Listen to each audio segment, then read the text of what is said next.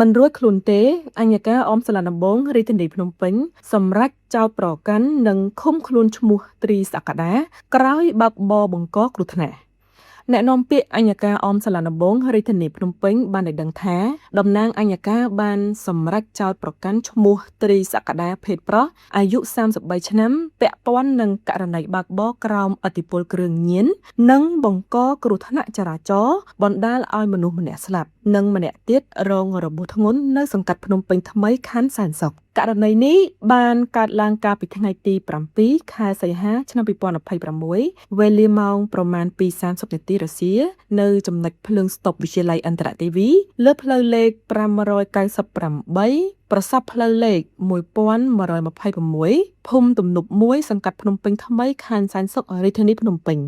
ហេតុការណ៍ខាងលើនេះបានបង្កឡើងដោយរថយន្តម៉ាក BYD Challenge 5ពណ៌ខ្មៅពាក់ផ្លាកលេខភ្នំពេញ2CE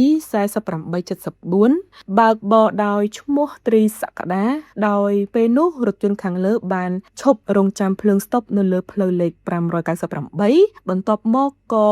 បើករថយន្តថយក្រោយបុករថយន្តមួយគ្រឿងម៉ាក Toyota CNHA ពណ៌ទឹកប្រាក់ស្លាកលេខភ្នំពេញ2BL 7828រួចបន្តបើកថយក្រោយនិងបានរេចង្កូតទៅបុកម៉ូតូមួយគ្រឿងទៀតម៉ាក Honda Summer X ពណ៌ក្រហមស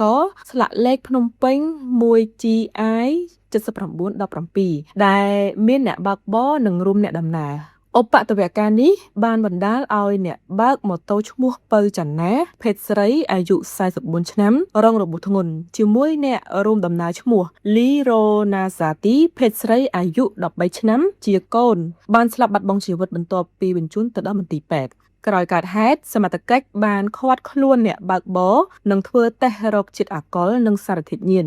ជាលទ្ធផលបង្ហាញថាជនសង្ស័យឈ្មោះត្រីសក្តាពុំមានជាតិអាល់កុលក្នុងខ្លួននោះទេប៉ុន្តែបានប្រើប្រាស់សារធាតុញៀនប្រភេទអេស្តាស៊ីក្រោយសាកសួរនិងពិនិត្យផ្ទៀងផ្ទាត់ភស្តុតាងនានានៅក្នុងសំណុំរឿងតំណាងអញ្ញាការបានសម្រេចចោទប្រកាន់ឈ្មោះត្រីសក្តាភេទប្រុសអាយុ33ឆ្នាំពីបទប្រើប្រាស់ដោយខុសច្បាប់នៅសារធាតុញៀនបើកបរក្រោមឥទ្ធិពលនៃគ្រឿងញៀននិងបើកបរបង្កគ្រោះថ្នាក់ចរាចរណ៍បណ្ដាលឲ្យរងរបួសនិងស្លាប់ដល់អ្នកដទៃអ្នកនាំពាក្យអញ្ញាការបញ្ជាក់ថាបទចោទប្រកាន់ខាងលើត្រូវផ្ដោតទោសតាមមាត្រា45និងមាត្រា63នៃច្បាប់ស្ដីពីការត្រួតពិនិត្យគ្រឿងញៀននិងមាត្រា83និងមាត្រា